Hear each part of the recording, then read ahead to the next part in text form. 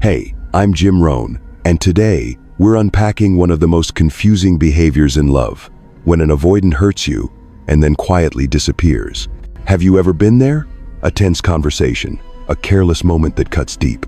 Your hurt may be even shattered, and just when you're hoping for a response, an apology, a shred of accountability, they go silent, disappear, vanish without a word. And then your mind spins. Did I overreact? Did I push them away? Should I reach out again? That's when the real damage begins, because now you're questioning yourself while they stay in control without lifting a finger.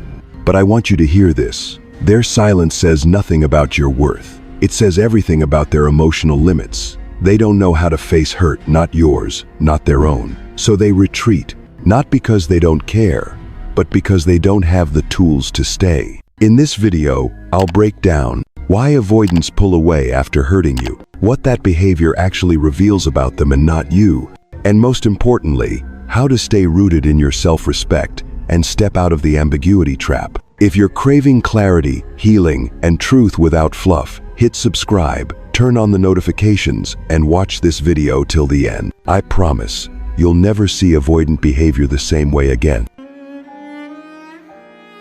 And if you've ever sat in silence staring at your phone, waiting for a message that never came, or laid awake at night, trying to figure out what went wrong, let me say this clearly. An avoidant silence isn't indifference, it's a defense mechanism. People with avoidant attachment don't disappear to manipulate you, they withdraw to escape their own emotional overwhelm. When they hurt you, whether through a cold remark, dismissive action, or distant reaction, it often triggers a storm inside them they don't know how to handle. Guilt, shame, regret, or even a desire to repair all of it becomes too much.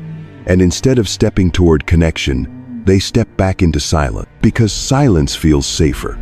Not because you don't matter, but because closeness after conflict awakens their greatest fear. That intimacy will swallow them whole. That your emotional needs, your pain, your expectations, or even their own imperfections will demand more than they believe they can give. Silence becomes their last line of emotional defense. No words, no accountability, and most importantly, no vulnerability. If you don't understand this, you'll fall into the trap of blaming yourself. Maybe I did something wrong. But remember, their silence doesn't reflect your worth. It only reflects how much emotional closeness they can handle right now. This is the moment to come back to yourself. Take a breath and ask, am I interpreting their withdrawal as a judgment of me or as a mirror of their emotional limits? That question makes all the difference. One leads you into the loop of trying harder to prove your worth. The other leads you back to clarity and self-respect. Avoidants don't know how to stay when emotions run high, not because they're cruel, but because they're unequipped. But that doesn't mean you have to abandon your own need for recognition, for repair, for emotional presence just to keep someone who can't meet you. Your strength is in not shrinking in response to their silence. Instead, you look right into the space they left and recognize. A person who can't stay with you through emotional waves may not be someone who can build something secure with you. That's not judgment. That's wisdom. That's you choosing not to abandon yourself for someone who has already abandoned their own emotional truth. And if their silence was painful, it's the inconsistency, the hot and cold rhythm, the flickers of closeness, followed by cold detachment that truly destabilizes you. This is no longer just withdrawal for self-protection. This is what we call conditional silence, where connection is rationed unpredictably, keeping you hooked on crumbs of warmth, while you slowly lose touch with your emotional safety. One day they text you sweetly, call you by that familiar nickname, act like nothing happened. The next, they vanish, read your message, no response, gone again. And you begin to reason, maybe yesterday I did something right, that's why they came back. Or worse, maybe today I did something wrong, and that's why they're distant again. You start adjusting yourself, constantly quieter, less emotional, more accommodating, just to maintain a threadbare connection that's already unstable. They don't leave completely, and that's what traps you, because you're not sure if this is the end or just a rough patch. They're there, but not truly present. They don't close the door, but they never fully open it either. And in that ambiguity, you begin to abandon parts of yourself just to bridge a gap they refuse to acknowledge. This is one of the most dangerous forms of insecure attachment, not because it's malicious, but because it's unexamined, erratic, and rooted in fear. Avoidants don't consciously condition you like a manipulator might.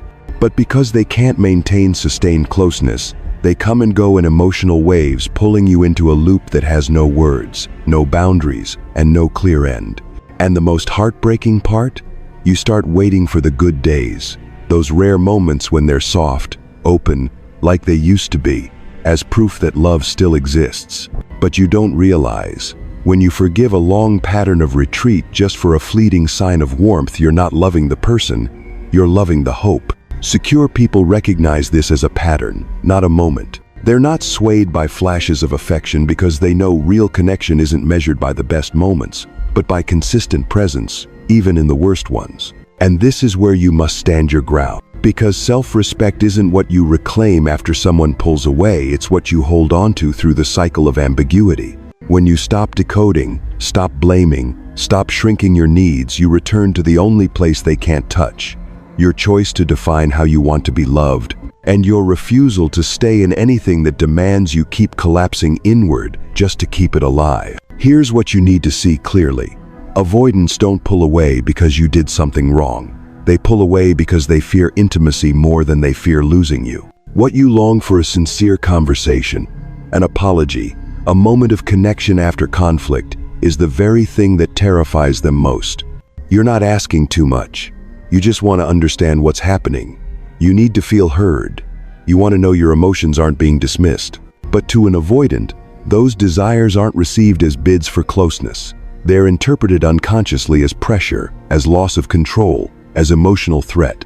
When they hurt you and see you waiting for a response, they don't think like an emotionally mature person. I hurt someone I care about. I should make this right. Instead, they feel overwhelmed. Because in the avoidant nervous system, too much closeness triggers survival fear, fear of being engulfed, controlled, or judged, usually stemming from early experiences where emotional needs were unsafe or unwelcome. And rather than move toward repair, they do what they've always known: they retreat.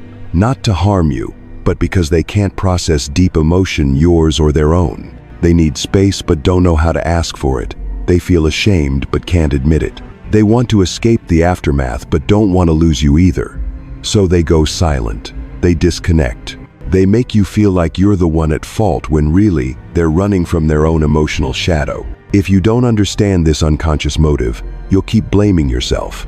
You'll try to be less intense, less emotional, less needy, hoping that if you adjust enough, they'll open up. But the truth is, this isn't about how much you feel, it's about how little they can tolerate feeling. Avoidants don't lack love, they lack the capacity to hold connection when emotions get real. And the paradox is, the more you matter to them, the more they panic. Because your presence reminds them that keeping you means facing themselves, something they've spent a lifetime avoiding. And here's the hardest truth. You can't love the fear out of them. You can't make their anxiety vanish by being easier, more consistent, less demanding. Because this isn't about you. It's about the emotional blueprint inside them where closeness equals danger and silence equals safety. So what do? You stop trying to make them see. You stop waiting for them to become the version of themselves you imagine. You begin seeing them as they are, not as they could be. And you ask one powerful question: is this connection nourishing me or teaching me to shrink to survive? That answer will guide your next step. Because real love won't ask you to self-destruct just to stay. It will come from someone who isn't afraid of their feelings and who doesn't disappear when you need them most. And this may be one of the most painful paradoxes. They're not avoiding you because you were wrong. They're avoiding you because they don't know or dare to make it right. After they've hurt you, you reach for connection, a conversation, an explanation, a bridge to return to emotional safety. But instead of meeting you there, they disappear. They go silent. Not because they don't care. In fact, sometimes they care so much, they freeze. For avoidance, repair isn't just about admitting fault. It means sitting in discomfort, taking responsibility, looking directly at the hurt they caused, and that, for them, feels terrifying. Avoidants were not taught to repair through closeness. They were taught that when there's conflict, the safest move is to disappear, go silent, pretend it didn't happen, because emotional dialogue triggers a deeper fear. If I let someone see how I've hurt them, will they still love me?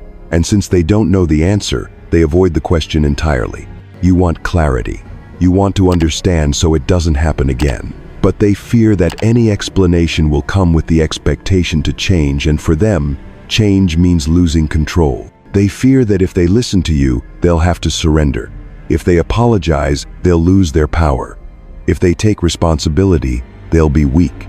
So they choose what's familiar, silence as a fortress, distance as a shield, not to manipulate to survive. In their inner world, distance equals safety, closeness equals threat. They're not afraid of you, they're afraid of intimacy. Because in their past, intimacy never felt safe. And if you don't recognize this, you'll start reenacting an old script, trying to open them, soothe them, save the connection. But every time you reach out and they stay silent, you send a message to yourself. Maybe I'm not worthy of someone who knows how to repair. Here's the truth.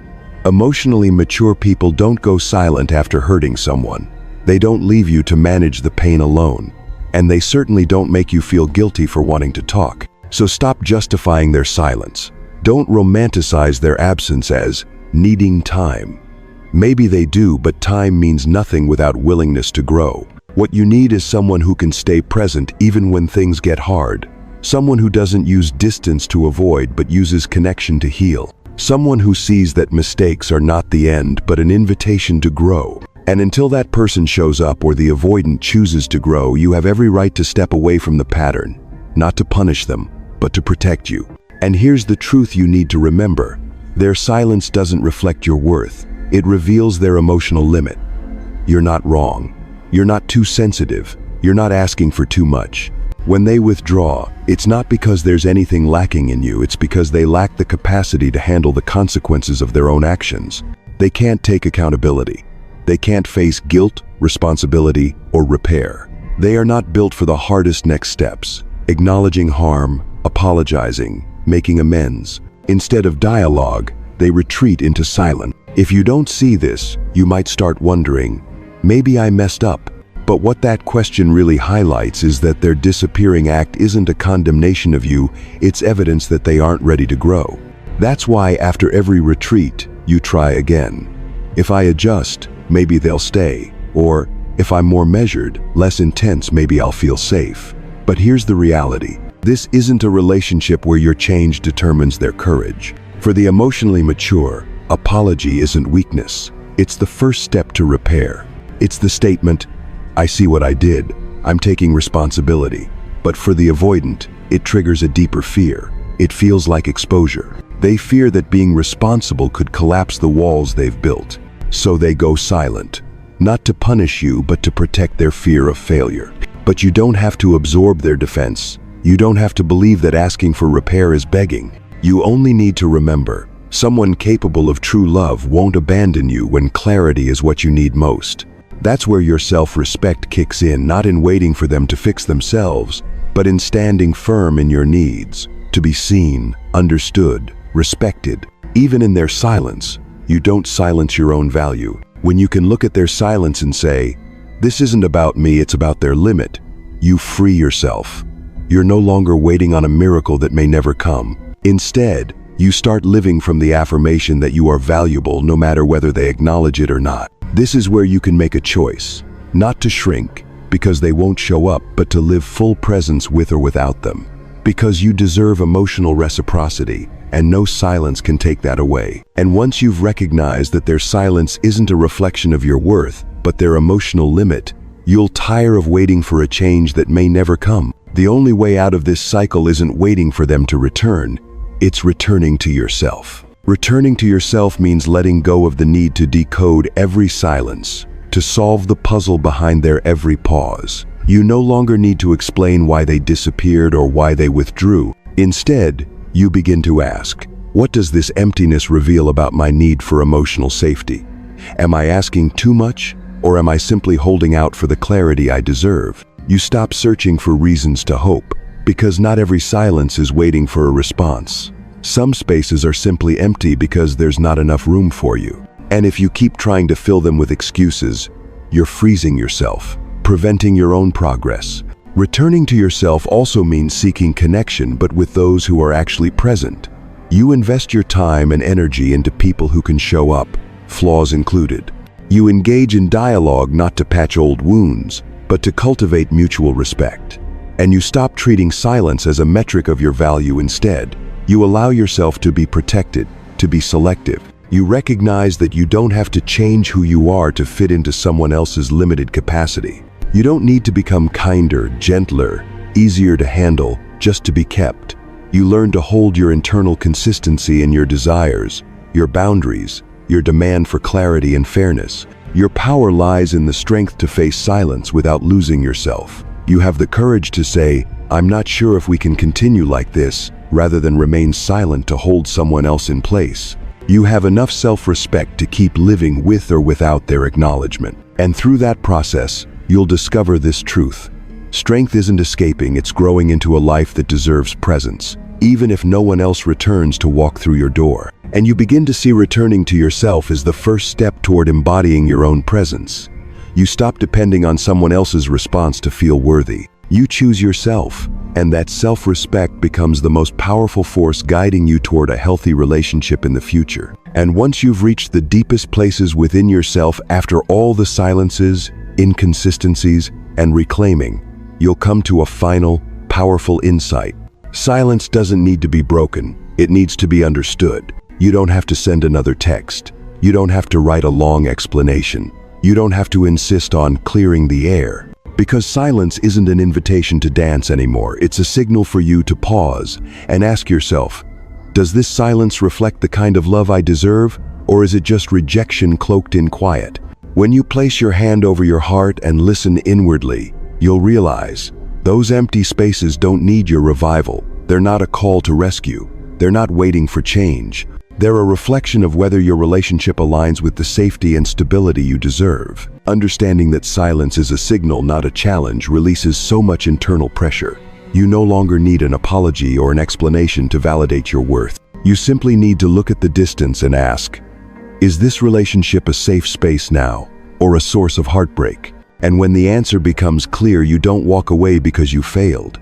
You walk away because you love yourself enough to leave a love that never formed, a love that slipped away in silence. You walk away because you choose clarity over chaos. You walk away not because they don't deserve to be loved, many people do, but because you deserve more than fragmented presence and muted apologies. Silence doesn't need fixing. It needs acknowledgement, not to punish, but to wake you up, not to beckon them back, but to keep you from blindly waiting. By refusing to break it, you preserve your clarity. You don't settle for maybes and could have beens. Your worth. You demand a love that doesn't confuse you or ask you to shrink for it. Your sacred longing, not for being their emotional savior, but to build a mutual sanctuary with someone who can truly show up. Silence isn't a wall, it's a sign. Love doesn't demand proof, it demands presence. And if you're standing where they can't see you, you have the right to leave, or to walk on alone, but unwavering. An ending isn't failure. It can be the beginning of a love built on truth, courage, and true availability. And here lies your final step. Choose clarity over chaos. Choose value over endurance. After all the silence, all the unanswered spaces, you come to this powerful realization. You don't need someone to understand you fully to have the freedom to walk away. Their silence isn't a challenge to be overcome by proving your worth. It's a clear sign of their emotional unavailability. They don't withdraw to test your patience, they withdraw to guard their own deficit of capacity. And here's what you must understand. It is not your fault if you step away from a love that someone else isn't equipped to give. The moment you embrace that, your internal noise quiets. You stop asking, am I too sensitive? Should I soften more? Because you know clarity and change cannot flourish amidst repetitive silence without honest action. You choose clarity, you choose to know exactly where you stand, and you allow yourself to step into the fullness of love you deserve. You choose value, upholding the standard that you're worthy of respect, presence, and real connection. You shouldn't need someone to understand every corner of your soul to live fully. You don't need them to solve the puzzle of your past. You only need someone willing to see you not disappear into your darkest spaces. When they go silent, you're not letting go because you're angry, you're stepping away because you respect your own worth. Not because you refuse to try, because you recognize that sometimes clarity is more powerful than any apology. You choose self-respect, not the prison of ambiguity. You refuse emotional games. You will not stay in any relationship that causes you to question your own value. You understand that love doesn't have to be a long trial. It can begin with unconditional presence and honesty. And you're opening that door not for someone who has left you in the dark, but for a different kind of love, one that's present enough, imperfect yet committed. It's not based on being understood entirely, but on choosing to stand by each other despite flaws. Choosing clarity means you stop assigning blame for their silence and start affirming your own needs. Choosing value means you know that even if someone doesn't understand you, you still understand yourself, and that alone is the foundation to move forward. Give yourself permission to reject any fog of vagueness. Give yourself permission to live a love that's transparent, steady, not defined by someone else's confusion. Choose you, you who knows your peace lies within you. And from that place, you'll find those who choose to walk into your life not because they understand every hurt, but because they choose to stand beside you anyway. At the end of the day, the real question isn't why they go silent, it's what you choose to do with that silence. You can keep analyzing, waiting, or hoping, but every day spent waiting on someone emotionally unavailable is a day you postpone the life you deserve. Their silence is not a mystery to solve, it's a truth to accept. You are not too sensitive, you are not asking too much. You're just loving honestly, and that is never wrong. So lift your head, walk toward clarity, consistency, and the kind of love that doesn't make you question your worth. Don't stay in a cycle just because it's familiar. True intimacy doesn't come from solo endurance, it comes from two people willing to face their fears together. If this message speaks to your experience, if you've ever been wounded by emotional silence, I want you to know this.